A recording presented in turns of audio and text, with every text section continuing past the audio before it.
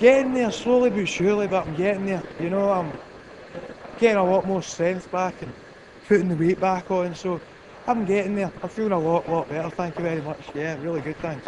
The worst attack I've ever had. You know, I've had one really bad attack before, and that was when I was 19, and I was in intensive care for 3 days. But this time was a whole different story. You know, I went down so quickly. You know, one minute I was feeling good, the next minute I felt I was going to die. You know, I physically felt that I was going to die. I was panicking. I was so frightened, you know, that I just wouldn't wish it on my worst enemy. It was 14 days in a induced coma, and then I had another 4 days in intensive care. You know, being able to actually have my eyes open, you know, look about and then talk. You know, I was able to talk a wee bit after that because I got the tubes removed. And then I spent another 10 days in the ward, in Ward 11 at the RAH. So, all in all, it was a month, you know, 4 weeks. Enough 4 weeks in.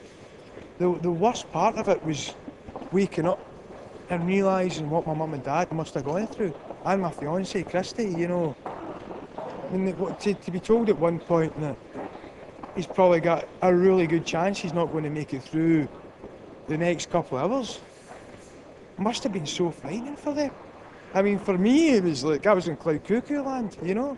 I was on another planet, but for them, that must have been so frightening. I think it's a thing we need to try and get across is it doesn't just affect the person suffering from asthma, it affects the people about them. Because to see someone have an asthma attack is very scary. It is not nice. You're watching someone fighting for breath. You're not fighting for breath. That person at that time thinks they're fighting for life. Definitely stop smoking. Learned that lesson the hard way. But feel all the better for it. And basically I control my asthma, make sure now that I look after my asthma. Because I was not the best at it.